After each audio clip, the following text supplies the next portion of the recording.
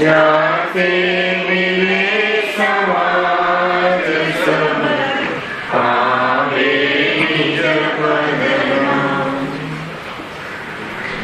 जे निज भाव सदा सुगल निज नो करो प्रकाश जे विधि भव दुख तणी करे छे सत्तानाश।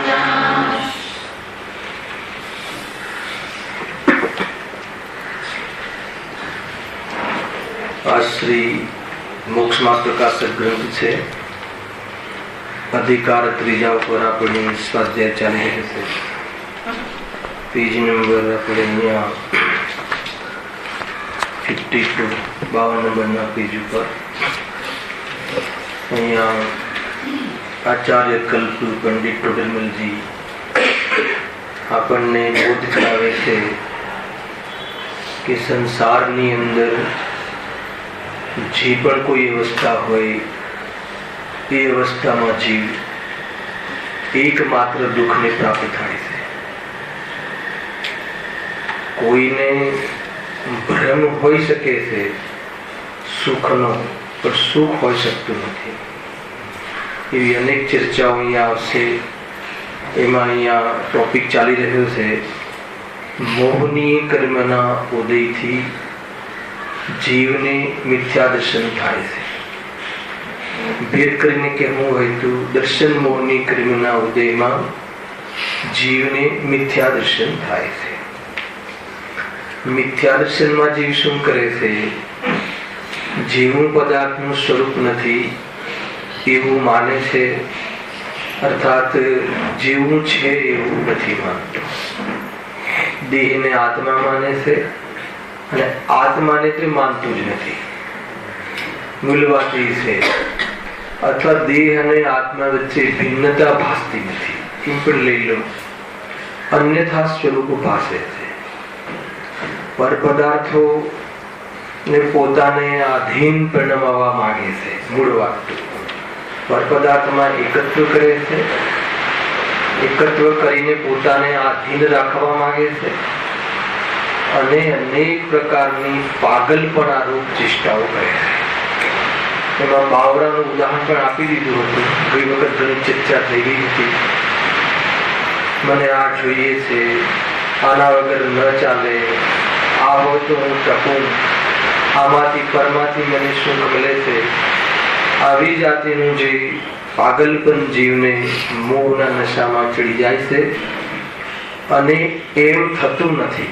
मूल बात अहींया शुं छे अहींयानो के पर पदार्थ कोईने आधीन थतो नथी अने आ जीव मोहमां पर पदार्थने पोताने आधीन करवा मागे छे अने आधीन थतो नथी एटले खेद खिन्न थाय छे। मूल बात तो आकुलित थाय छे, दुखी थाय छे। चिन्हभाई तमे आत्माने तमे शरीरने पोताने मानो छो के मिथ्या दर्शन પોતાનું માનો છો પણ પોતાનું થતું નથી એટલે દુખી થાય છે। મૂળ વાત તો દુખી થાય છે એને પ્રૂવ કરાવવાનું, વિશ્વાસ કરાવવાનો છે કે શું વાંધો છે, અમે અમારા શરીરને અમારું માનીએ છીએ, અમે અમારા પુત્રને અમારો માનીએ છીએ, અમે અમારા ઘરને અમારું માનીએ છીએ, અમે કોઈ બીજાના ઘર ઉપર દ્રષ્ટિ કરતા હોઈએ તો બરાબર છે। આમાં કયો દોષ છે? લોકમાં આને દોષ ગણતા જ નથી। પણ અહીંયા કહે છે કે ખરેખર જોવામાં આવે તું તારું માને છે, લોકમાં કોઈને પ્રોબ્લેમ નથી, તને પણ એનો વાંધો નથી, એ બધું બરાબર છે, પરંતુ એમ થતું નથી એ સ્વરૂપ છે। અને એમ થતું નથી એટલે તું ખીરખીર થાય છે। વાત એ છે દુખી થાય છે ને। દીકરો મારી આજ્ઞામાં રહેવો જોઈએ, મારો દીકરો અને મારી આજ્ઞામાં રહેવો જોઈએ। આ વાત પાપ છે કે પુણ્ય છે? ખ્યાલ આવે કે નહીં? બરાબર છે. ભગવાન મને તારશે એ વાત પાપ છે કે પુણ્ય છે કે અપરાધ છે?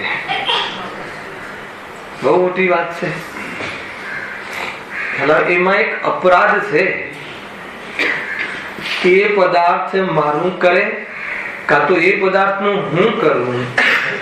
એ નશો છે.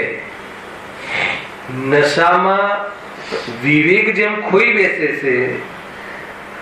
નશામાં મા અને પત્નીનો ભેદ નથી ભાસતો. શરાબના નશામાં, એ મોહના નશામાં દેહ અને આત્મા ભિન્ન ભાસતા નથી. આને મિથ્યા દર્શન કહે છે. પરંતુ એ મિથ્યા દર્શનમાં થાય શું છે કે દુઃખી થાય છે, ખેદ ખિન્ન થાય છે. બરાબર છે. અહીંયા સુધી આપણી ચર્ચા આપણે બહુ વિસ્તારથી કરી હતી. હવે એના પછી એક પ્રશ્ન જે ચાલુ થાય છે, એ પ્રશ્ન કેવી રીતે આવ્યો કે વાત તમારી સાચી છે કે પરપદાર્થ જયારે આપણે આધીન પરિણમન ન કરે ત્યારે તો દુઃખ થાય, પણ કોઈને કોઈ પરપદાર્થને આધીન પરિણમન કરે ત્યારે તો સુખી થાય કે ના થાય? કોઈ આમાંથી કોઈ વીર વ્યક્તિ હોઈ શકે એમ કહે તો ભાગ્યશાળી કહો, ભાગ્યશાળી કહો કે નહીં અમારે તો અમારો દીકરો આજ્ઞામાં રહે છે, જેમ કહીએ એમ કરે છે, જ્યાં કહીએ ત્યાં લગ્ન કરી દે છે, જેમ કહીએ એમ કરીએ, દુકાને જા તો દુકાને જાય છે, ફરવા ન જાય તો ન જાય, ન કહીએ તો બધું જ અમારા પ્રમાણે કરે છે, અમારી આજ્ઞામાં રહે છે. તો એટલા તો અમે સુખી ગણાઈએ કે નહીં? બરાબર છે કૃષ્ણ? બરાબર છે કે નહીં? અમારા ખાનદાનમાં આ નિયમ લાગુ નથી પડતો એમ કે અમારે ત્યાં તો બધું બરાબર એકદમ સરસ ચાલે છે. નોકર આજ્ઞામાં રહે છે. બાઈ ને 2 વાગે કહીએ તો 2 વાગે આવી જાય, કોઈ પ્રોબ્લેમ નહીં. 1000 રૂપિયા પગાર કહે તો 1000 જ લે. બધું બરાબર ચાલે છે. તો અમે એટલા સુખી કે નહીં? જો પ્રશ્ન છે એમાં. કોઈ વેળા શરીરની વા પુત્ર આદિકની ક્રિયા આ જીવને આધીન થતી જોવામાં આવે છે, એ વેળા તો જીવ સુખી થાય છે ને? પ્રશ્ન આ આવ્યો કે આપણે સિદ્ધિ શું કરી આવ્યા કે મિથ્યાત્વના ઉદયમાં, મોહની કર્મના ઉદયમાં જીવને મિથ્યા દર્શન થાય છે. મિથ્યા દર્શનમાં જીવ પરપદાર્થને પોતાનો માને છે, અર્થાત તો જે વસ્તુ જેવી છે એવું નથી માનતું, અને પરને પોતાનું માનીને પરને પોતાને આધીન કરવા માંગે છે. અને કોઈ પદાર્થ કોઈને આધીન ક્યારે પરિણમતો નથી, એ સ્વરૂપ છે. અને એવું હજારો વાર આપણને ખ્યાલમાં પણ આવે છે, અને એને લઈને આપણે દુઃખી પણ થઈ રહ્યા છીએ. છતાં જીવ એ જ પ્રયાસ કરે છે કે પદાર્થ મારે આધીન રહે. પણ આ તો એક નવો પોઈન્ટ આવે કે કદાચિત કોઈ વાર 100 માંથી 1 વાર તો કહો એમ, એકાદ વાર એમ અમારી ઈચ્છા મુજબ પદાર્થનું પરિણમન થતું જોવામાં આવે છે, તો કહે છે કે એ વેળા તો એટલો તો જીવ સુખી કહેવાય કે ના કહેવાય? પ્રશ્ન એમ છે. તો જવાબ આપે છે બહુ સરસ.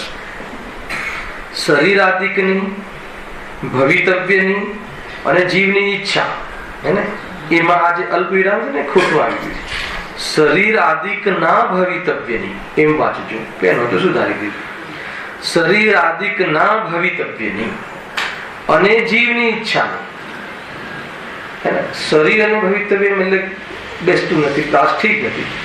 શરીર આદિક ના ભવિતવ્ય, શરીર પુત્ર આદિ બધું લેવા આદિમાં એના ભવિતવ્યની એટલે એનું જે હોનહાર, એનું જે થવાનું હોય એ જ થાય છે. એને એવી હોનહાર થવાની હતી એમ થાય છે. સર્વજ્ઞના જ્ઞાનમાં એ ઝલકે છે કે આના ઘરે 15 વર્ષે કે 20 વર્ષે પુત્રનું આગમન થવાનું છે, એવી હોનહાર છે. બરાબર છે. અને એ વખતે જીવની ઈચ્છા થવી આપણને એમ થાય છે કે આપણી જેવી ઈચ્છા થાય છે એવું પર પદાર્થમાં પરિણમન થાય છે. હું તમને એમ કહું છું કે એ પદાર્થમાં જે પરિણમન છે એ વખતે થવાની એની હોનહાર છે એ છે કે નહીં, અને અનંત કાળથી અનંત તીર્થંકરોએ એ સમય એ પરિણમવાનું છે એમના ધ્યાનમાં ઝલકે છે કે નહીં. તો આપણી ઈચ્છા થઈ અને એ પરિણમ્યું, હા મેળ થયો એ વાત જુદી છે. કાગડાનું બેસવું ને ડાળનું તૂટવું એવો મેળ થઈ શકે. લાસ્ટ ટાઈમ કહ્યું હતું એટલે અહીંયા ચર્ચા છેડી હતી. શું થયું? હા એવું થાય છે ને, એવો મેળ બેસી જાય, મેચિંગ થઈ જાય, અનાયાસ યોગાનું યોગ મેચિંગ થઈ જાય. બહારમાં કઈ જે પરિણમન થવાનું હોય એ જ થવાનું હોય ને, આ બાજુ આપણી એવી ઈચ્છા થાય, એને લઈને આને ને આને લઈને એને, એ તો નક્કી, પણ એવો મેળ પડી જાય. અને એ વખતે પાછું સાતવેદની કર્મનો ઉદય હોય અને ઈચ્છાને અનુકૂળ પરિણમન ન થાય એવો પણ મેળ પડે, એ પણ મેળ છે. આપણે એવું નિમિત્તની વ્યાખ્યા છે ને, જ્યારે કાર્ય થાય ત્યારે પર પદાર્થ પર આરોપ આવે ને, તો કયું કાર્ય અનુકૂળ કે પ્રતિકૂળ?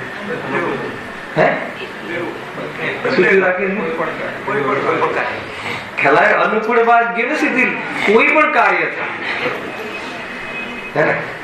આપણને ધક્કો વાગે ને પડી જાય એમાં પણ નિમિત્ત ગણાય, અને ધક્કો વાગે અને બચાવી લેવાય એમાં પણ નિમિત્ત કહેવાય. કોઈ બી કાર્ય, જ્યારે જે પણ કોઈ વિવક્ષિત કાર્ય થવામાં પર પદાર્થ પર આરોપ આપવામાં આવે એની હાજરીનો, એનામાં એવું કાર્ય થાય કે આના પર આરોપ આપી શકાય, કેમ કે વર્તમાન બે પદાર્થોની પર્યાય વચ્ચે નિમિત્ત નૈમિત્તિક સંબંધ છે, બે પદાર્થો વચ્ચેની. જ્યારે કાર્ય થાય ત્યારે નિમિત્ત કહેવાય. નિમિત્ત ઉપાદાનના પાઠમાં છે ને આવેલું કીધું, સમ્યક દર્શન થાય ત્યારે ગુરુદેવના ઉપદેશરૂપ કાર્ય નિમિત્ત કહેવાય. કાર્ય ન થાય તો નિમિત્ત પણ ના કહેવાય. અને બે પર્યાયની વચ્ચે છે, બે ભિન્ન પદાર્થોની પર્યાયો વચ્ચે નિમિત્ત નૈમિત્તિક સંબંધ છે, કારણ કાર્ય સંબંધ નથી. એનો અર્થ એમ, નિમિત્ત નૈમિત્તિક સંબંધ છે એટલે નિમિત્ત નૈમિત્ત તો છે ને, અરે નિમિત્ત નૈમિત્તિક છે, કારણ કાર્ય નથી, એમ એનું વજન આમ જાય છે. આવે છે કે એટલે જયારે આત્મકલ્યાણ થાય ત્યારે દેશના હોય, પણ દેશના કારણે આત્મકલ્યાણ થયું એમ નથી. એ ખ્યાલ આવે છે કે નહીં? ક્યાંથી વાત નીકળી? શું ચાલતું હતું? હા, શરીર આદિક ના ભવિતવ્ય નહીં. શરીર આદિ એ બધા પદાર્થ, અત્યારે આપણે આ વર્ષે 10 લાખ નું પ્રોફિટ આપણી તિજોરીમાં આવવાના હતા. એ સર્વજ્ઞના જ્ઞાનમાં ભગવાન મહાવીરને જયારે કેવલ જ્ઞાન થયું ત્યારે ઝલક્યું, પણ આ થવાનું હતું પાછું અનંતકાળથી. ખ્યાલ આવ્યો? એવું નથી કે આજે નવું થયું છે. આમ આટલું જો 2-4 વાર બોલીએ ને તો આપણને અહંકાર ઉતરી જાય કે આ થવાનું હતું, તો આપણે તો મેં કર્યું ને આને કર્યું એમાંથી ઊંચા નથી આવતા. ખ્યાલ કે મેં કર્યું કે આને કર્યું, આને કરાય, સારું થયું તો મેં કર્યું, ખરાબ થયું તો આને કરાય. પેલા તો સારું ખરાબ છે કે નહીં? 10 કરોડ નું તમારા તિજોરીમાં આવવું એ સારું કે તમારી તિજોરીમાંથી 10 કરોડ નું જવું એ સારું? ખ્યાલ કે નહીં? અહીંયા કહે છે કયું કાર્ય સારું?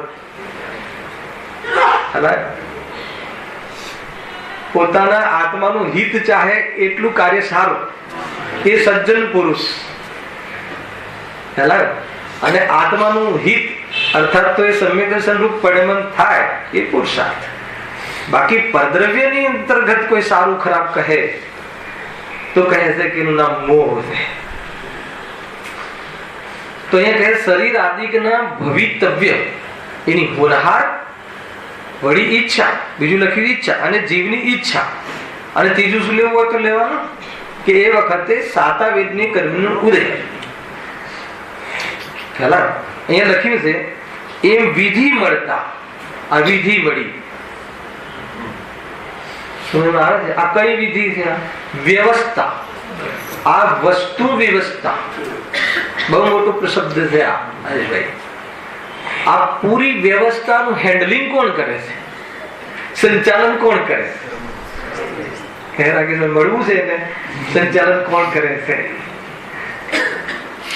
આ વિધિ છે, આ વિધિ છે, વ્યવસ્થાની વિધિ છે. માની લો કે શરીરમાં રોગ થયો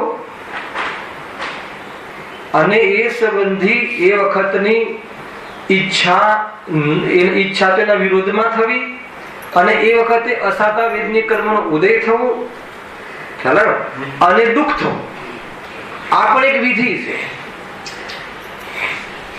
પણ અહીંયા કઈ વસ્તુ લેવાની, કઈ વિધિ લેવાની છે? અહીંયા તો મારે આધીન પરિણમે છે એ સંબંધી વિધિ લેવી છે. તો એ સંબંધી સાતા વેદને લઈ લેવું.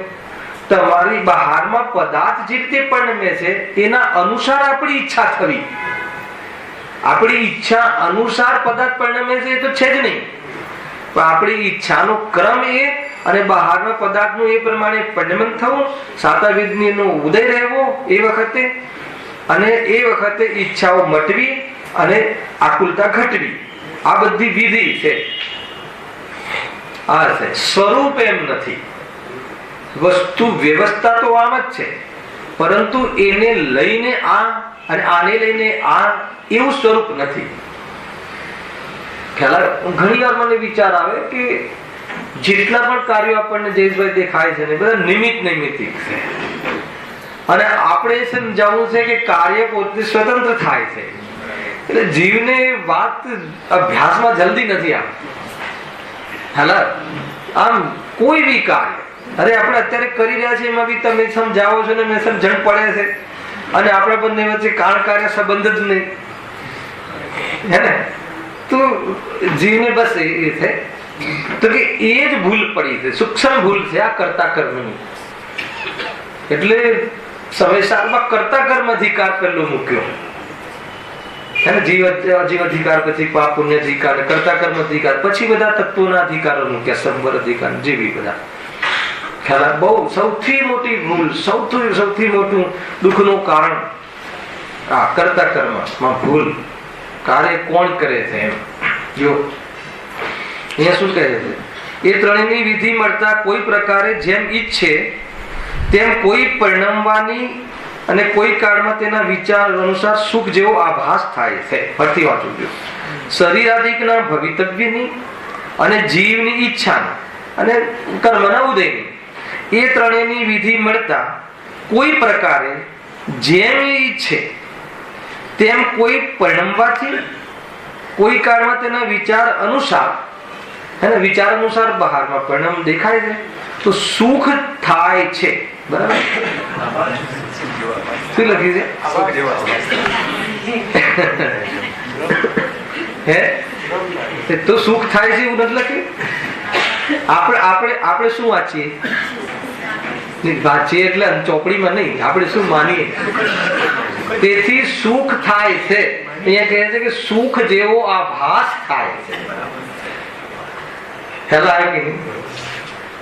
અને ખરેખર તો ઈચ્છાના અંશ ઘટે છે એટલે નિરાકુલતા, આકુલતા ઓછી થાય, આકુલતા ઓછી થાય, સુખ નથી થતું, દુઃખ ઓછું થાય છે.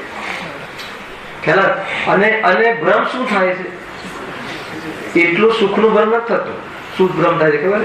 આમાંથી સુખ આવ્યું એવો ભ્રમ થાય છે. અને મારી ઈચ્છાની પૂર્તિ આમાંથી થઈ એમાં થાય છે. મારી ઈચ્છા આના કારણે ઘટી અને હું સુખી થયો એમ પૂર્વાભાસ થાય. એને લઈને પછી જીવ પર પદાર્થોને મેળવવા આખું જીવન અનંતકાળથી, અનાદિકાળથી લગાયેલું છે અને અનંતકાળ લગાવવા માટે કમિટમેન્ટ કરી રહ્યું છે. એનો અર્થ એ કે એક સમય પણ એને સ્વાધીનતા અને સાચા સુખના સ્વાદ માટેનો પુરુષાર્થ છે જ નહીં. આટલું મોટો અપરાધ થાય છે. આ કોની સાથે અન્યાય છે? કાલ લીધું હતું ને મેલાડીમાં, કોઈ જીવ પોતાની હજાર રાણીઓ અને ઘર બાર બધું છોડી અને જંગલમાં ચાલી જાય ને આ ઉપાસના આત્માની કરે તો એને એ પદાર્થો જોડે અન્યાય કર્યો કેવાય કે ના કહેવાય? ભાઈ, અન્યાય કર્યો કેવાય કે ના કહેવાય? તો મેં કીધું કે એને આજે ન્યાય કર્યો. પોતાની સાથે અનાદિકાલથી અન્યાય જ કરતો હતો. લોકમાં બહુ ચાલે છે કે તમારે ત્યાં કેવું છે, નેના કહેવાય 7 ફેરા લીધા ને પછી જંગલમાં જતો રહે. બીજું લગ્ન કરે તો અન્યાય કહેવાય એને છોડીને, પરંતુ પોતાના સ્વરૂપમાં જતો રહે હે ને તો અનાદિકાલથી જે અન્યાય કર્યો હતો આજે ન્યાય કર્યો કહેવાય. કાલે ઘણી ચર્ચા થઈ હતી હતો ત્યારે વિષય. હવે શું કહે છે કે હા, પરંતુ વિચાર અનુસાર સુખ જેવો આભાસ થાય, પરંતુ આભાસમાં પરંતુ લગાવી દીધું. પરંતુ એ બધાય સર્વ પ્રકારે કિંચિત પણ એ ઈચ્છે તેમ તો પરિણમતા નથી. તો અભિપ્રાયમાં તો અનેક આકુળતા નિરંતર રહ્યા કરે છે. ગજબનું કથન છે. શું કહેવા માંગે છે ખબર છે? અને પંડિતજીની એવી વિચક્ષણ બુદ્ધિ છે કે કઈ વાંધો નહીં, ચલ તું કે છે માની લઈએ, પણ જે વખતે તારો પુણ્યનો ઉદય હોય છે, પુણ્યનો ઉદય એટલે તારી ઈચ્છા અને બહારના પદાર્થનું પરિણમનનું મેચિંગ, એનું નામ પુણ્યનો ઉદય. સમજમાં આવે છે કે આગમ કૃત પુણ્યનો ઉદય, અધ્યાત્મમાં પુણ્યના ઉદયની વિવક્ષા બદલાઈ જાય. ખ્યાલ પોતાના સ્વરૂપમાં જવા માટે આખી દુનિયા અનુકૂળ લાગે એ વાસ્તવમાં પુણ્યનો ઉદય. ઘરમાંથી કોઈ ધક્કો મારી દે તો બી મને મારા સ્વરૂપમાં જવામાં વૈરાગ્ય નિમિત્ત બને છે એમ ભાસે તો એ પુણ્યનો ઉદય. અધ્યાત્મના પુણ્યનો ઉદય. આગમમાં એમ કહે છે કે તારે ઘરમાં રહેવું છે અને ઘરમાંથી દરેક માતા પિતાને બાળકની સેવા કરે એવા સામાન્ય ભાવ હોય છે, પરંતુ એવી જાતિનું બહારમાં અનુકૂળતા ન મેળવી ઈચ્છા અનુસાર તો એ પાપનો ઉદય કહે છે. સામાન્ય કથન છે આ, પણ પ્રયોજનના અર્થથી જોવામાં આવે તો તમે મારી સાથે ધોખો કરો ભાઈ જીતુભાઈ, ભાઈ ચીનુભાઈ, અને મને વૈરાગ્ય વધે તમારા માટે પુણ્યનો ઉદય કે પાપ? કે મારે તો વિરક્ત થવું જ છે, તથાપી એમ જ સમજાય કે વિરક્ત થવાની ઈચ્છાને અનુકૂળ પરિણમન છે. એટલે વિશ્વના તમામ પૂરા આયામનું જે પરિણમન છે એ પરિણમન આત્મકલ્યાણ માટે સહકાર રૂપ છે. હલાવે કે નહીં એ સમજી ગયું. જ્યારે આવી જાતિનું ચિંતન થઈ જાય તો એનો નશો ઉતર્યો છે અને પુરુષાર્થ કરી અને સ્વરૂપનો સ્વાદ લેવાની તૈયારી ચાલી રહી છે.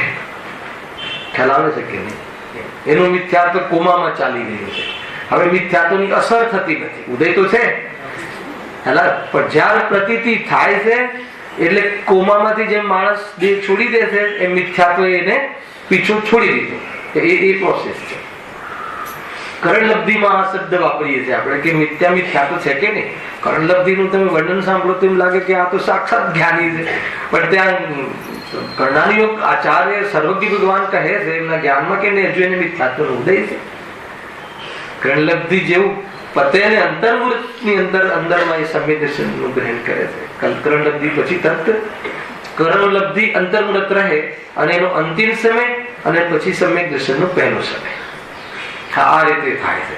પણ એનું જીવન, એની ચેષ્ટા, એનું ચિંતન એમ લાગે કે આ સમ્યક દર્શન મિથ્યાત્વની ઇફેક્ટ દેખાતી. ઘણી વખત તમારી પાસે અરબો ખરબો રૂપિયા હોય તો 2-5 લાખના નુકસાનની અસર ના વર્તાય ને.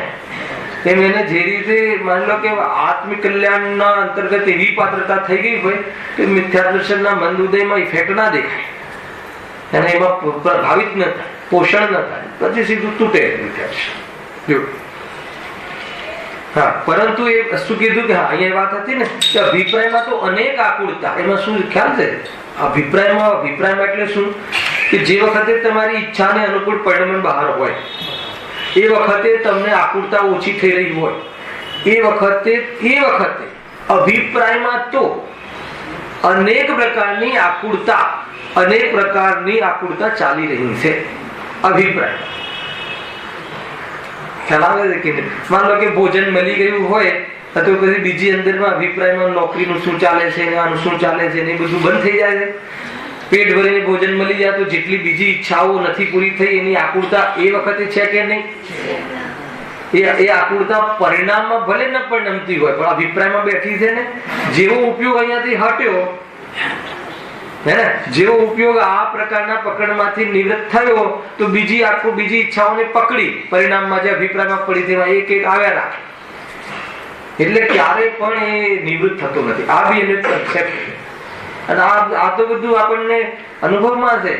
આપણને માન લો કે એક સારા સમાચાર આવે તો એના અનુસાર ભલે આપણને આકુરતા ઓછી થતી હોય, પણ અંદરના અભિપ્રાયમાં તો બીજી અનેક વેદનાઓ ચાલે છે ને. પેમેન્ટ નથી આવતું, આનું આમ થયું છે, તેનું એ થયું છે, એ બધું ચાલે છે. આ બાજુ બરાબર હા માલ ડિલિવર્ડ થઈ ગયો તો એટલો છે બંધી, ભલે તમારે આકુરતા ઓછી થઈ હોય, પણ બીજું અંદરમાં પેમેન્ટનું શું આવશે કે નહીં, નથી આવતું એનું શું, બીજાનું શું, ત્રીજાનું શું, એ બીજી અભિપ્રાયમાં બીજી અનેક પ્રકારનું પડી છે ને. કારણ કે અભિપ્રાયમાં તો દરેક પદાર્થ પોતાનામાં પરિણમી જાય એમ માને છે.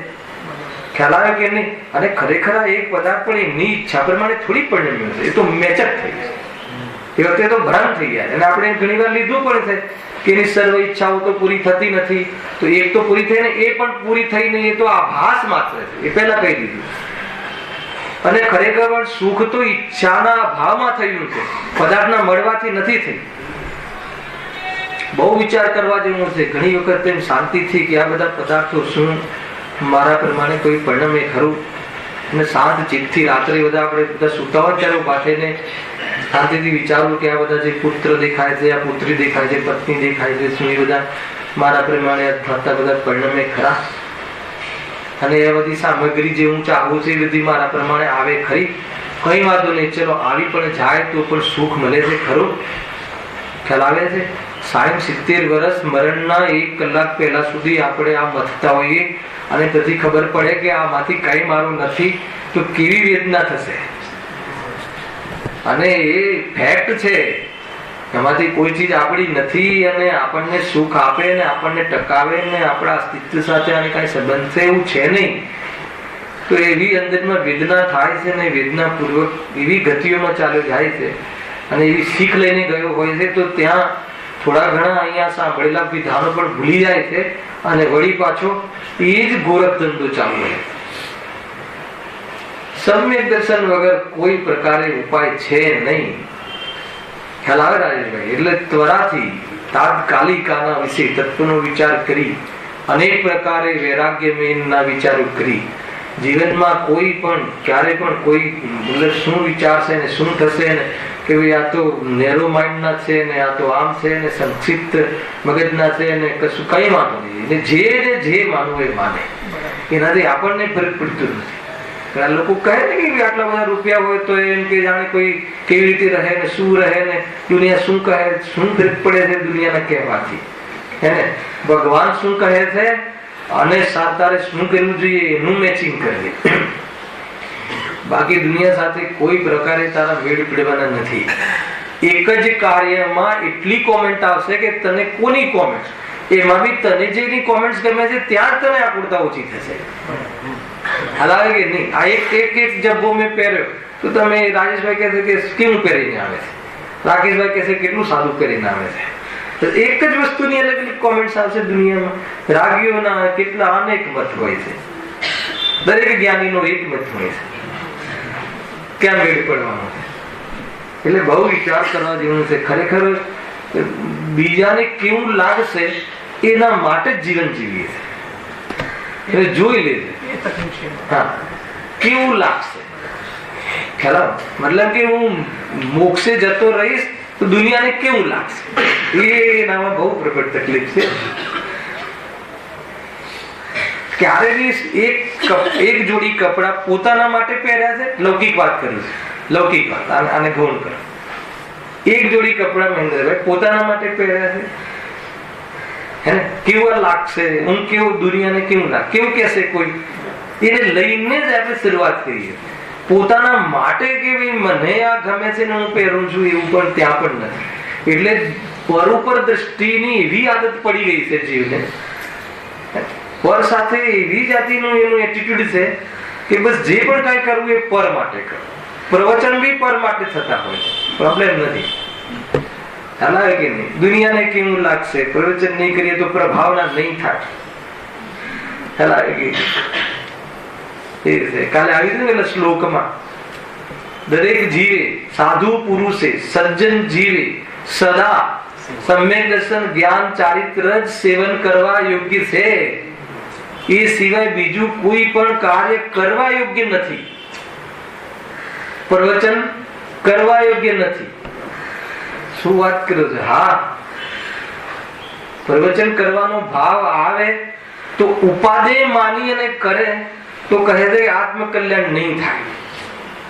બોલો, દુકાનથી નહીં છૂટે તો આ દુકાનથી નહીં છૂટે એમ છે. બહુ મતલબ કે આ તો વીરતાનું કામ છે. ક્યાં આવ્યું? હા, અભિપ્રાયમાં તો અનેક આકુળતા નિરંતર રહ્યા જ કરે છે. વળી કોઈ વખતે કોઈ પ્રકારે પોતાની ઈચ્છા અનુસાર પરિણમતા જોઈ કોઈ ઠેકાણે આ જીવ, સાંભળો શું કરે છે, બહુ જોરદાર લખ્યું છે ભાઈ. એ શરીર પુત્રાદિકમાં અહંકાર અને મમકાર કરે છે. ખ્યાલ?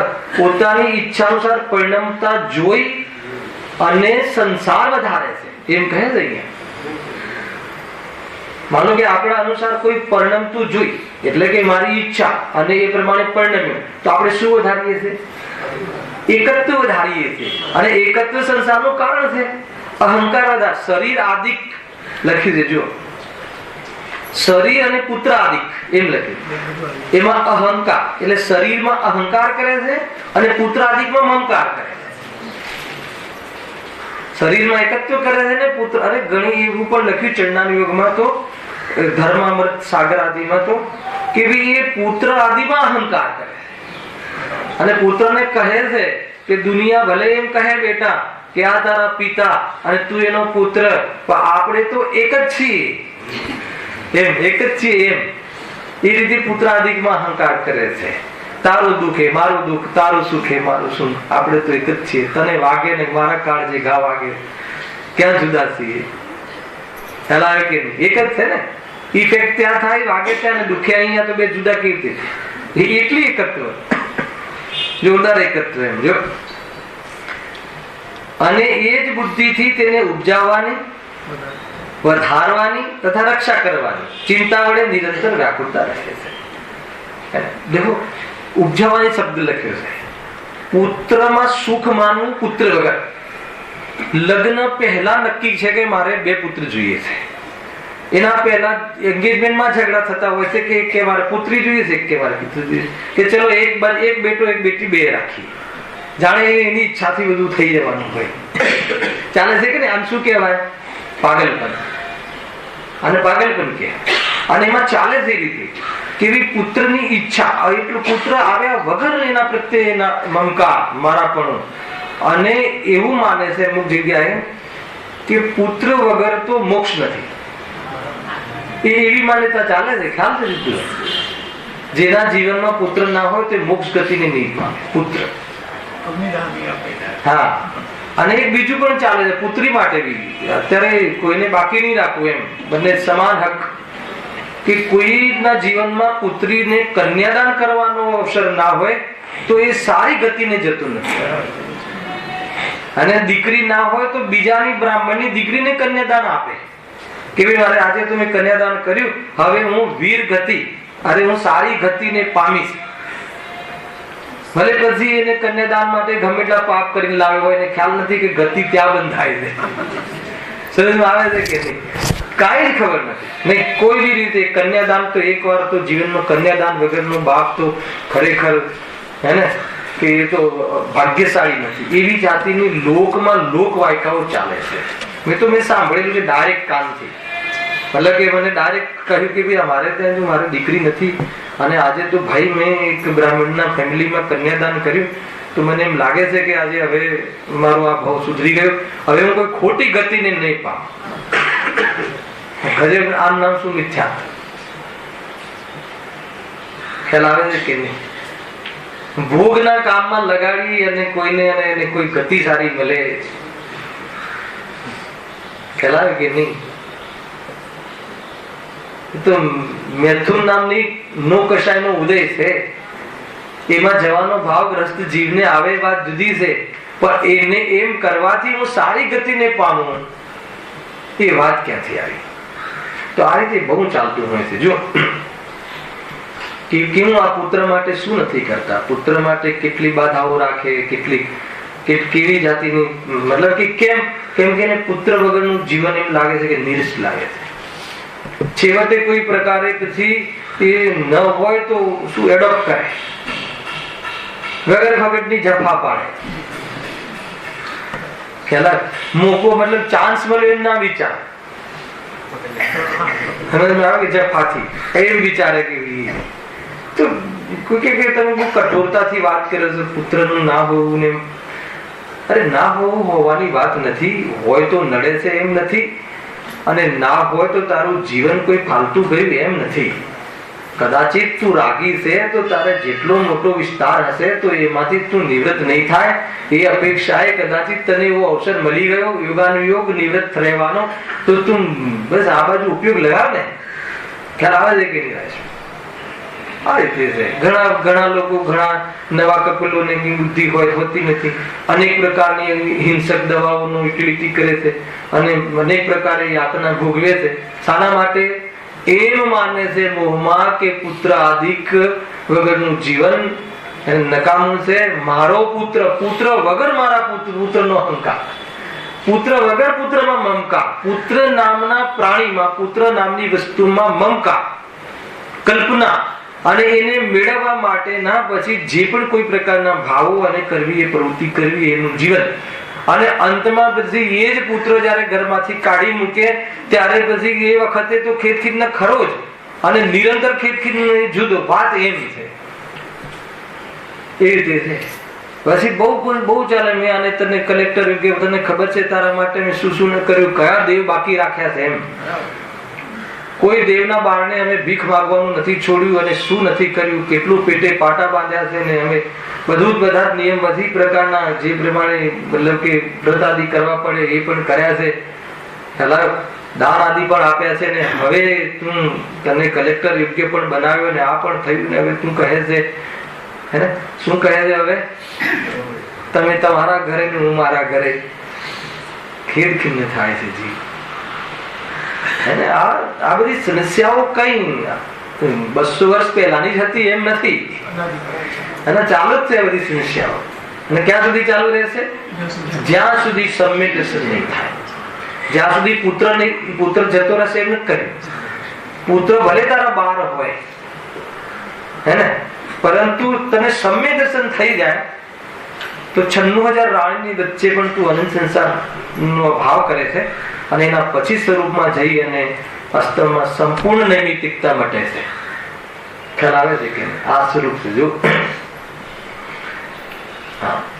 શું મતલબ વિઝન છે પંડિતજીનું. એ શરીર પુત્રાદિકમાં અહંકાર મમકાર કરે છે, અને એ જ કેમ અહંકાર મમકાર થઈ જાય છે? ખ્યાલ આવે કે ઘણી વખત મને એવું વિકલ્પ આવે કે જયારે કઈક બનતું હોય ને, કોઈ અઘટિત ઘટનાઓ ઘટતી હોય એટલે લોકો ધર્મનું શરણ લે છે અને એમાં જનરલી વિધાન કરાવે છે. જનરલી એક ટેન્ડન્સી મેં જોઈ છે.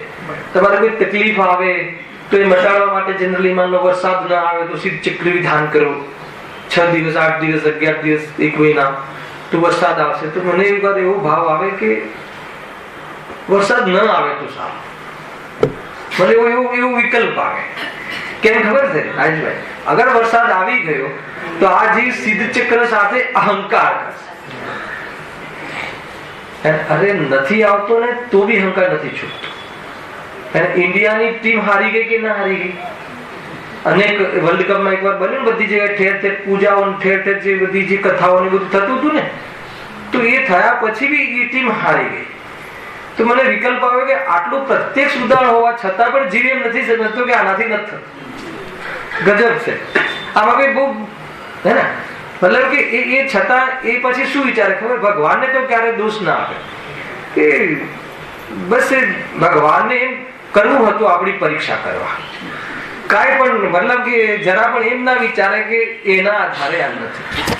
એટલા ડીપ એના અંદર સંસ્કાર હોય, અને 100 વારમાંથી 1 વખત એની ઈચ્છા અનુસાર થતું જોવામાં આવે તો પંડિતજી કહે છે કે એમાં અહંકાર અને મમકાર કરે છે. એ લખજો. અને પછી શું થાય? કરે છે એનો પણ વાંધો નથી, પણ શું પ્રોબ્લેમ છે જો. અને એ જ બુદ્ધિથી તેને ઉપજાવવાની, વધારવાની તથા રક્ષા કરવાની ચિંતા વડે નિરંતર વ્યાકુળ રહે છે. આકુરતા રહે છે. એવું એમ કોઈએ કહી દીધું હોય, પકડાઈ દીધું હોય કે પુત્ર વગર મોક્ષ નથી. હવે એને પુત્ર ઉપજાવવા માટે જે પણ એને સંસાર માનવું પડશે, અને જે પણ એના માટે કદાચિત કોઈને એવી યોગ્યતા ના હોય કોઈ વ્યક્તિમાં, તો પણ એ પુત્રને મેળવવા માટે એ નિરંતર ચિંતિત રહે છે ઉપજાવવા માટે. ખ્યાલ? અને મળી જાય તો વધારવાની ધન આદિ, અને ધન આદિ મળી જાય તો પછી એને રક્ષા કરવાની. આ બહુ પ્રેક્ટિકલ વાત છે. કોઈ માણસ એમ કે ભાઈ જયેશભાઈ એમ કે મને 100 કરોડ મળી જાય તો સુખી થઈ જાવ, તો અહીંયા એવા કેટલાય છે કે રૂપિયા મળી ગયા હોય પછી ચિંતા મટી છે કે વધી છે. શાના કારણે? 100 કરોડના કારણે કે મિથ્યા દર્શનના કારણે? ખ્યાલ આવે કે નહીં? એ વિચારવાનું. મિથ્યા દર્શનના કારણે એની ચિંતા વધી છે. એને રક્ષા કરવાની ચિંતા નિરંતર રહ્યા કરે છે. એને મરણ પથારી હોય તો પણ ચિંતા કરે છે કે મારા ગયા પછી શું કરશે. ગજબ છે. મૂર્ખતાની તો ઓછી ચરમસીમા. એને ખબર છે લાસ્ટ મોમેન્ટમાં કે હું ગયો, અહીંયા ગયા પછી મારો અહીંયા કોઈ નાતો નહીં, તો પણ ચિંતા કરે છે કે ભાઈ એને હું જઈ રહ્યો છું, તમે આ જોજો, તમે આનું ધ્યાન રાખજો. ગજબ છે. એની ચિંતા રહે છે. ચિંતા એટલે એનો એ સ્વભાવ લઈને જાય છે એવી ભાવરૂપ. તો એ છે. જો નાના પ્રકારના દુઃખ વેઠીને પણ તેમનું ભલું ઈચ્છે છે. આવ્યું ને? નાના પ્રકારના દુઃખ વેઠીને પણ. નાના પ્રકારના દુઃખ એટલે કયા? એ જે દુઃખ માને છે એ દુઃખ તો મિથ્યા દર્શન જ છે, મોહ જ દુઃખ છે. પરંતુ એ જે દુઃખ માને છે ને, ભોજન આદિ ન મળવાનું દુઃખ, બહારમાં કોઈ એ પ્રકારના કોઈ મોજ શોખ ન કરવા મળે તો દુઃખ, જીવાને દુઃખ માને છે. મોજ શોખ ન કરવા મળે તો દુઃખ. તો કે અમે અમારા મોજ શોખ છોડીને, પેટે પાટા બાંધીને, હે ને, ભીને પોતે સુવે ને તને સુકે સુવાડીને, છે ને, મા બાપ ને ભૂલશું નહીં, બધું લખ્યું છે. કહેવાય કે નહીં? ગજબ છે. એક વૈરાગ્ય સભામાં મારે જવાનું થયું. મને કહે કે મા બાપ મુખ્ય કે દેવશાસ્ત્ર ગુરુ મુખ્ય? પૂરી વૈરાગ્ય સભા મા બાપ મુખ્ય પછી દેવશાસ્ત્ર ગુરુની વાત કહી તો મને ખ્યાલ આવે કે હજુ હે ને કોણ મુખ્ય આવે છે કે નહીં? વૈરાગ્ય બી ઢંગથી નથી. એમ છે. જો વળી જે વિષયની ઈચ્છા થાય છે, હવે જો જોતા, વળી જે વિષયની ઈચ્છા થાય છે તે કશાય ભાવ છે. બરાબર? બાહ્ય સામગ્રીમાં ઈષ્ટ અનિષ્ટનું માને છે, અન્યથા ઉપાયો કરે છે, સાચા ઉપાયનું શ્રદ્ધાન કરતો નથી તથા અન્ય કલ્પના કરે છે. એ બધાનું મૂળ કારણ એક મિથ્યા દર્શન છે. શું કેટલી વાતો કહી? વિષયની ઈચ્છા કરે છે એ કશાય ભાવ છે. અથવા તમે આમ લઈ શકો કે પર પદાર્થમાં ઈષ્ટ અનિષ્ટપણાની કલ્પના કરે છે. એમાં ઈષ્ટ પદાર્થોને મેળવવાની ઈચ્છા કરે છે, રાગ કરે છે, અને અનિષ્ટ પદાર્થોને દૂર કરવાની ઈચ્છા કરે છે. અને ઈષ્ટ પદાર્થોને મેળવવાની ઈચ્છા કરે અને એની ઈચ્છાની પૂર્તિમાં કઈ બાધક તત્વ દેખાય તો ક્રોધ કરે છે, અને એની ઈચ્છાની પૂર્તિ થતી દેખાય તો માન કરે છે, અને ઈચ્છાની પૂર્તિ માટે સામગ્રી માટે માયાચારી કરે છે, અને લોભ વધારે છે. એટલે ઈચ્છાની પૂર્તિમાં ક્રોધ, માન, માયાદી રૂપ કસાયો કરે. આ બધું શું છે? મિથ્યા દર્શન છે. ઈષ્ટ મેન એનો પાયો પદાર્થને ઈષ્ટ માને. હવે ઈષ્ટ માને એટલે એને મેળવવાનો પ્રયાસ કરે, અને એમાં લાગે કે મને આ વ્યક્તિ નડે છે તો ક્રોધ કરે છે. ખ્યાલ આવે? એ રીતે ક્રોધાદી કશાય રૂપ પરિણમિત થાય છે. નિરંતર કશાય અગ્નિમાં દુઃખના કારણો સાથે હંમેશા એનો વ્યવસાય ચાલે છે, અને એમાં એવો તીવ્ર વ્યવસાય ચાલે છે કે સુખના કારણો એ સમયમાં પણ મોજૂદ હોવા છતાં, હર સમય દેખાડો દેવા છતાં પણ એને એ તરફ લક્ષ્ય જતું નથી. ગજબ છે. ઘણીવાર તીવ્ર કશાયમાં, લૌકિકમાં તીવ્ર કશાયમાં એ થયેલી ઘટનાને અનુકૂળ પરિણમન કરવામાં પણ એ ભૂલી જાય છે. માનો આગ લાગી હોય તો આગ લાગી હોય તો એટલો અંદરનો એવો ગાંડો થઈ જાય છે કે બાજુમાં પાણી પડ્યું હોય ને તો એ લઈને છાંટવાનું પણ ભૂલી જાય છે. એટલું ભાન ગુમાવી દે છે. ખ્યાલ આવે ને? તો એ ભૂલ કોણ કરે છે? ખ્યાલ આવે કે એ ઉદાહરણ નથી કરતા એવું આપણે કરીએ છીએ. એટલા મોહમાં એને ત્યાં ને ત્યાં બસ કરવાનું કેટલું હતું આગળ લખેલું. બહુ સરસ ન્યાય છે. જો સાચા ઉપાયનું વળી જે વિષયની ઈચ્છા થાય છે તે કસાય ભાવ છે. બાહ્ય સામગ્રીમાં ઇષ્ટનિષ્ઠનું માને છે. અન્યથા ઉપાયો કરે છે. અન્યથા ઉપાયો કરે છે. સાચા ઉપાયનું શ્રદ્ધાન કરતો નથી તથા અન્ય કલ્પના કરે છે. સાચા ઉપાયનું શ્રદ્ધાન કરતો નથી કે ભાઈ કોઈ પદાર્થ કોઈને આધીન પરિણમતો નથી. એ પ્રકૃતિનો સિદ્ધાંત છે અને આ પ્રમાણે એકવાર તું પ્રતીતિ કરે અને તને સુકૂન ના મળે એમ ન બને તું એક વખત આ ઉપાય તો કર. ખ્યાલ આવે છે કે નહીં? મજબૂરીથી માનવાની વાત નથી, આ ફેક્ટ છે. જે વસ્તુ જેવી છે એવી માનવાની વાત છે. એ મારા રૂપે પરિણમતો નથી, એને મારા રૂપે ન પરિણમવું એનું સ્વરૂપ છે. આપણી ઈચ્છા અનુસાર કોઈ બી પદાર્થે ન પરિણમવું એ વાસ્તવમાં નિયમ છે. અને ઈચ્છામાં ઈચ્છા થવી એ નિયમ છે. અને ઈચ્છાનું ફળ દુઃખ છે એ નિયમ છે. અને ઈચ્છાનો મારા સ્વભાવમાં ત્રણેય કાળે અભાવ છે એવો સ્વભાવ છે એ નિયમ છે. આ બધા જ નિયમોનું તું અનુસરણ કરે તો કોઈ કહે છે કે તને દુઃખ થાય એ વાતમાં ખ્યાલ કેટલી બધી વાતો કહી જોઈ લો. એનો સહજ સ્વીકાર હોવો જોઈએ. ઈચ્છા હોય ત્યાં દુઃખ હોય, ઈચ્છા ના હોય ત્યાં દુઃખ ના હોય. અને ઈચ્છા મારા સ્વભાવમાં નથી એટલે સ્વભાવમાં દુઃખ નથી. અને ઈચ્છા પ્રમાણે કોઈનું પરિણમન થતું નથી. આ બધા એક પ્રકારથી સૈદ્ધાંતિક કથન છે.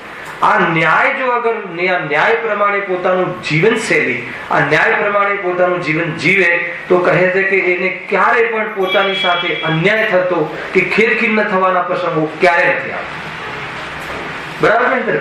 આ રીતની તમારી લાઈફસ્ટાઈલ, આ તમારું જીવન જીવવાની કલા આ રીતની હોવી જોઈએ. આમાં શું કહ્યું મેં? ઈચ્છા ના થવી જોઈએ એમ પણ ના કહે.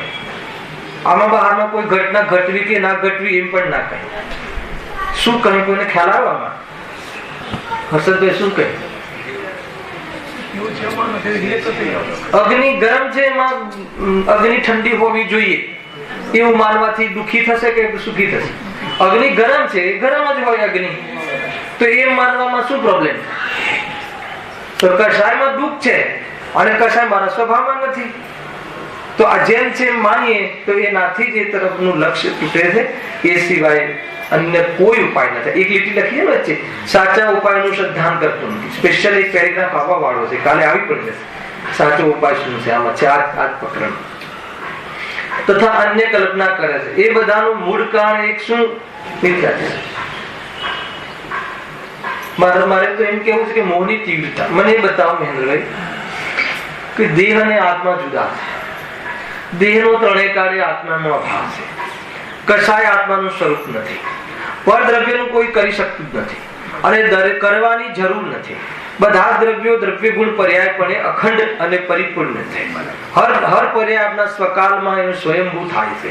આ બધા જે ઉત્કૃષ્ટ જે દ્રવ્યાનુયોગના નિયમો છે, દ્રવ્યાનુયોગ અર્થાત વસ્તુ સ્વરૂપમાં જે સિદ્ધાંતો છે, એ વાતની આપણને ખબર છે કે નહીં? ખબર હોવા છતાં એને એ ઉપાયનું શ્રદ્ધાન કરતો નથી. કેમ? ખ્યાલ આવે કે નહીં? તીવ્ર મોહ મતલબ કે અનદેખા કરવું, જાણતા હોવા છતાં અજાણતા રહેવું, આંખ આડા કાન કરવા, બધી ખબર હોવા છતાં મોહમાં અને બેસીના સિદ્ધોમાં તો કે તને બહારમાં એટલું ગમે છે ને, થાક લાગ્યો નથી ને એટલે એમ. અને આમાં પંડિતજી પણ લખ્યું છે કે આમાં તને આ નક્કી કરવામાં અને અનુભવ કરવામાં તને કોઈ કર્મ નડે છે એમ નહીં. શું લખ્યું શબ્દ ખબર રાકેશભાઈ? હે લખ્યું છે કે તને કશાયો ગમે છે. હા, તને વિષય કશાયની રુચિ છે. તો બધા સાંભળવા આવે છે શું છે? અગર વિષય કશાયની રુચિની પુષ્ટિ હોય તો સાંભળવા આવે છે નાટક છે. ડ્રામા છે, ઢોંગ છે, કન્ડિશન મૂકી. અગર તેની પુષ્ટિ કરતો હોય તો, અને એ ઢીલું પડતું હોય તો અભ્યાસ છે, અને ઢીલું ના પડતું હોય ઉપરથી પૃષ્ઠ કરતું હોય તો ઢોંગ છે. દુનિયામાં ધાર્મિક દેખાવું ગમે છે, પણ ધાર્મિક થવું ગમતું નથી. ગજબનો મોહ આ છે. જીવને ધાર્મિક દેખાવું ગમે છે, પણ ધાર્મિક થવું ગમતું નથી. અને મને બધા ધાર્મિક માને એ તો હું ચાહું છું, પણ ધાર્મિક એ તો દેખાવાની વાત છે. આવી ને પર દ્રષ્ટિ જ્ઞાનીઓને આત્માર્થીઓને આવી અભિલાષા નથી રહેતી. આત્માર્થી તું કહે કે કોઈ મને પંગુ માને, કોઈ મને અજ્ઞાની માને, મને કોઈ વિદ્વાન ના માને, મને કોઈ જે માનવું એ માને, એની સાથે મારે સમ્યક દર્શનને કોઈ નિયમ નથી. કેમ કે સમ્યક દર્શન ન થવામાં કોઈ બાધક નથી. કેમ કે એ હું નથી એવું અનુભવ કરવું એનું નામ સમ્યક દર્શન છે. અને એ જે એ માને છે એ તો એનું મિથ્યા દર્શન છે. બહારમાં એવા વેશ હોય છે, પણ એ આત્માનું સ્વરૂપ નથી, એનું નામ સમ્યક દર્શન છે. સાત તત્વ में छिपी हुई ज्ञान ज्योति, આ બધા વેશ છે. કેવલ જ્ઞાન વેશ છે, સંવર નિજરા વેશ છે, હે ને? એ સાદી અનંત કાળની પર્યાય છે. હું તો અનાદિ અનંત છું, મારું સ્વરૂપ છે. એટલે કીધું છે પર્યાય કે માર્ગ. હા, આપ સ્વયં ભગવાન. આજે પ્રત્યાખ્યાનમાં હતું ને, શુભાશુભ રૂપ સંવર. ગુરુદેવ કેવો અર્થ કાઢ્યો. આપણને એમ લાગે કે શુભ અશુભ નું સંવર કીધું. પેલા એ મતલબ વાંચો ડાયરેક્ટ તો પસંદ પડી જાય. શુભ અશુભ ભાવથી રહિત ભાવે સંવર એ પ્રત્યાખ્યાનમાં આત્મા છે. એટલે ખબર છે કે આત્મામાં એ શુભ અશુભ ભાવ પણ નથી, અને સંવરની ક્ષણિક પર્યાય પણ નથી. ઘણા અર્થો નીકળે છે. ખ્યાલ આવે છે કે નહીં? ગજબ છે. બહુ સારી ગાથા હતી. આ જીવલેસ ગાથા હતી. નિમસાર.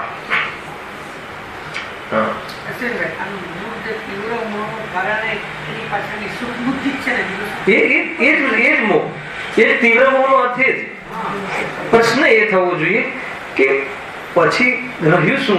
તમે કહી દીધું સ્ટેટમેન્ટ કે તીવ્ર મોહ, જાઓ ઘરે, પછી શું? એ પ્રશ્ન થવો જોઈએ અહીંયા આ સભામાં. કે વાત તમારી સાચી છે, ચલો અમે એ પણ માની લીધું કે ભાઈ અમને આ બધું ખબર હોવા છતાં અમે કરતા નથી તીવ્ર મોહ. તો તીવ્ર મોહ કહી અને હવે આપણી પાસે માર્ગ નથી એમ નથી કહી. નહીં તો ત્યાંથી રસ્તો બંધ થઈ જશે. આના પછી વોટ નેક્સ્ટ? તમે તો એક સ્ટેટમેન્ટ આપી દીધું કે બધી ખબર છે તો પણ જે કઈ કરતો નથી, બસ જેમ જેમ રહે છે, તો એ તો એનું કારણ તીવ્ર મોહ. તો એના પછી સ્ટેપ છે એવું લખ્યું કે તીવ્ર મોહ સદાકાળ રહેતો નથી. મોહની મંદતામાં એ પ્રબળ પુણ્યનો ઉદય એને કહેવાય કે એ વખતે આ એ જે ભણેલા જે આ તત્વ છે એ તરફનું વલણ કરે શબ્દ લખ્યો, એના તરફનું ઝુકાવ રાખે અને બુદ્ધિમાંનો સ્વીકાર કરે. બુદ્ધિમાં સ્વીકાર કરે તો શ્રદ્ધા ઠંડી પડે છે. એટલા માટે જ્ઞાનને સાધન કર્યું. એટલા માટે સ્વાધ્યાયને પરમ તપ કહ્યું. શ્રદ્ધા જુદી ચીજ છે, સ્વાધ્યાય સંયોગ છે, અને જ્ઞાન એ વાસ્તવમાં આત્માનું લક્ષણ છે. અને શ્રદ્ધાને તોડવાની છે, અને સુખ એ પ્રયોજન છે. કેટલા બધા કામો છે એક સાથે, તો બધા કામમાં જ્ઞાન મુખ્ય છે સાધન તરીકે. અને એ સાધન તરીકે મુખ્ય હોવા છતાં શ્રદ્ધાના પરિણામમાં મોક્ષ માર્ગ પ્રારંભ થાય છે, માત્ર જ્ઞાનથી નહીં. આ બધા ટર્મ્સ તમને ખબર હોવા જોઈએ. એટલે આપણા હાથમાંથી દાવ ગયો છે એવું ન લાગવું જોઈએ. એટલે કે તું વારંવાર જયારે જયારે નિરંતર તીવ્ર ન રહે, કેમ કે સ્વભાવ નથી. મંદ ભલાનો મંદ પડે છે, અને વગર તત્વ જ્ઞાને પણ મંદ પડે છે.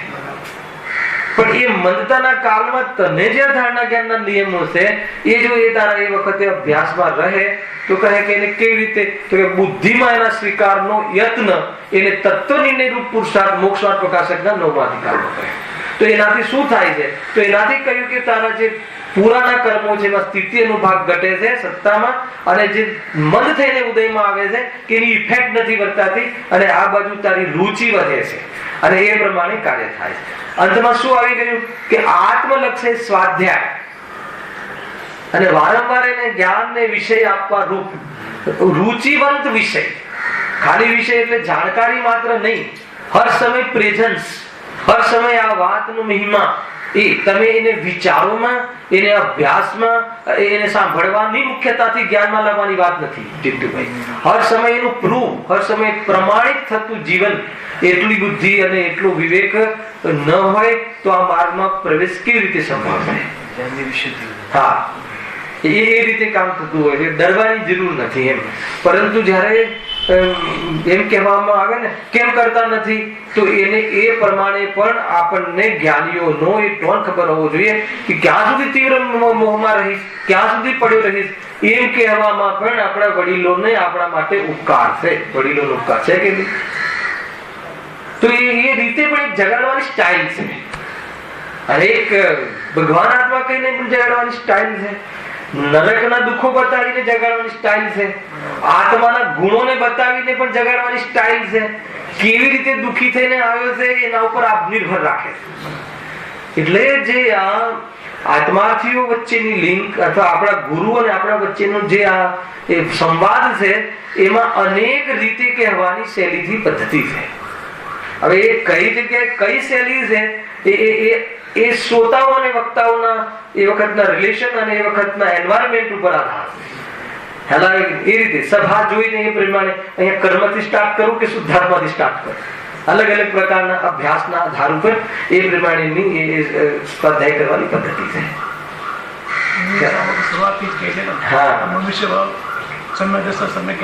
હા, નિયમરૂપ કાર્ય એકમાત્ર.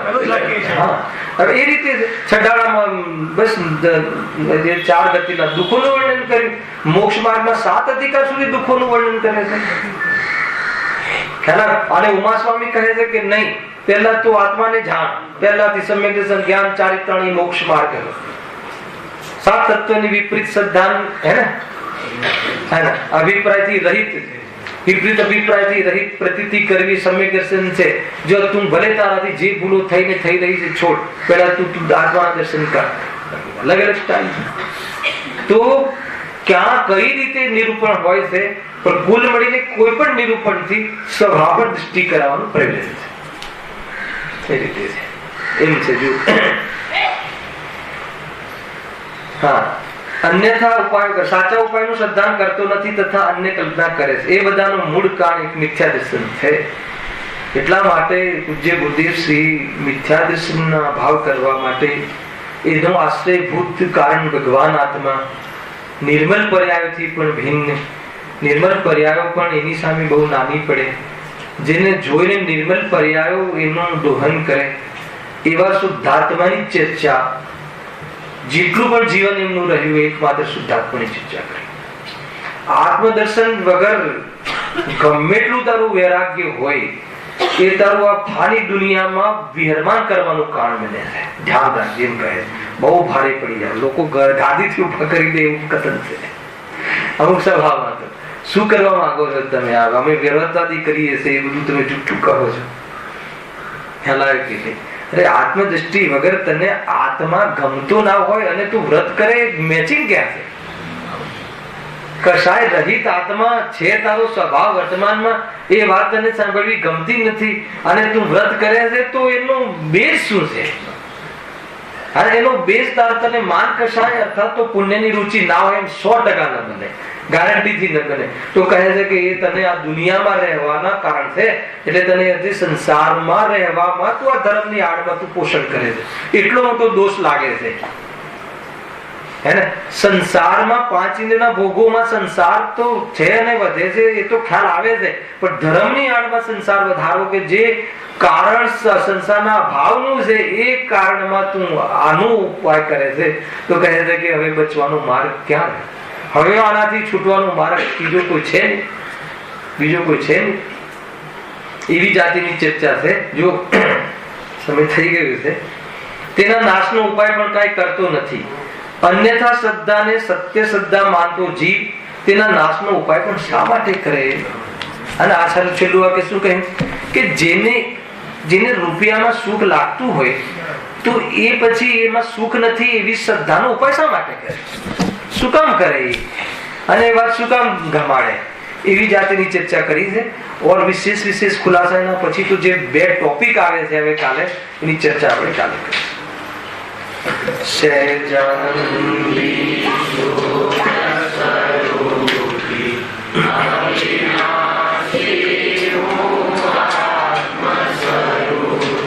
સહેજાનંદી શુદ્ધ સ્વરૂપ